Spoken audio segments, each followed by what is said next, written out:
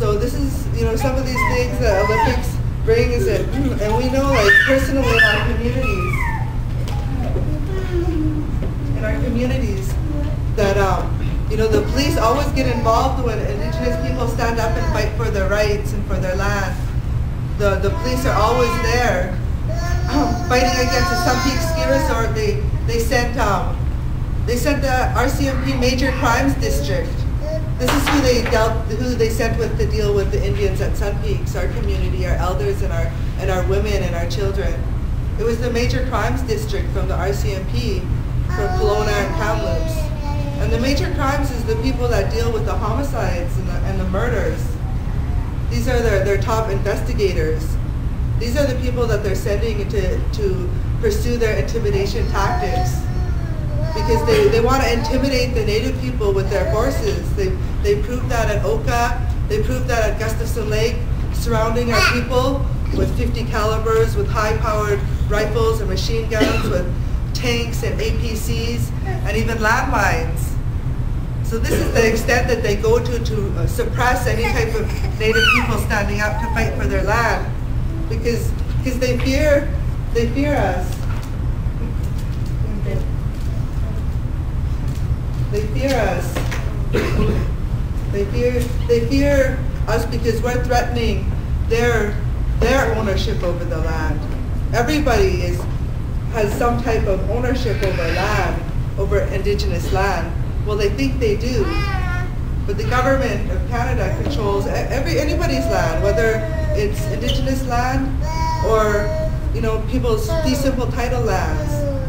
They can take it away whenever, and it's being proven by mining companies going in and saying they own everything underneath the ground. You just own the 6 inches on top.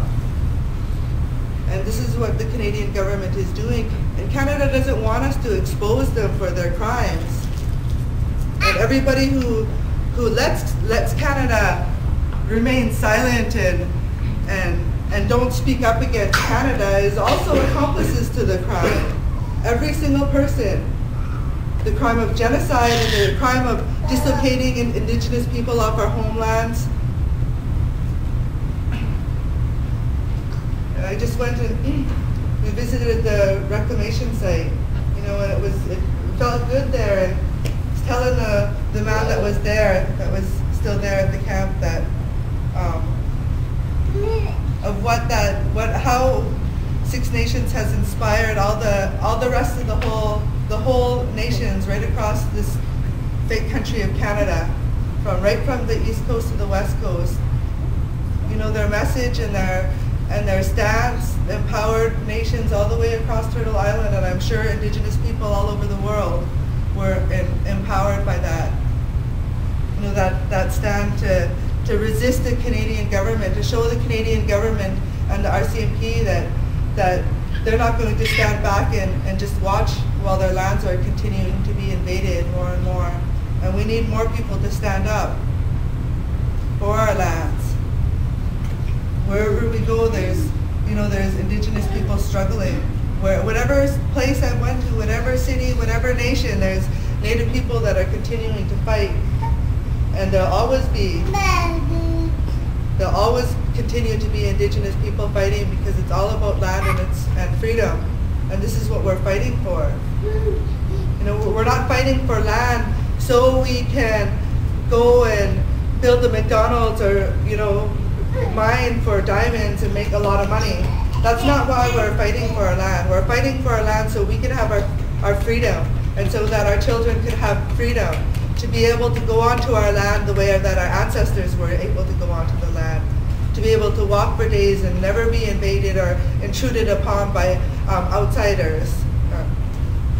You know, to be able to go and hunt when we want and fish and live our traditional ways without being invaded or without having any type of risk of contaminating, you know, diseases, mercury poisoning, all these sicknesses that these mining companies are causing on our Indigenous people all over the world. So this is what we're fighting for. It's real easy. It's land and it's freedom. And this is what Indigenous people all over the world are continuing to fight for.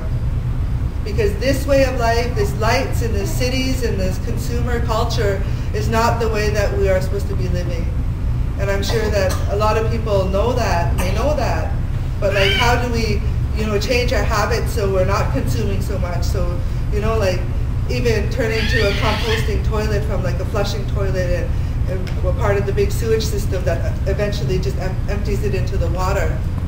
Like, you know, that's pretty sick what people, human beings are doing to themselves with the whole waste situation and consumption and everything. We don't need to live that way, and those are some things, those messages that I come and I bring to everybody here, that, you know, we really have to wake up, and we gotta, you know, everyone has to put their heads together in their own communities and figure out what is best for their communities and for the land that they are living on. And always remember that you are on Indigenous land. Wherever you are on this Great Turtle Island, you are occupying Indigenous territories, and people can't forget that.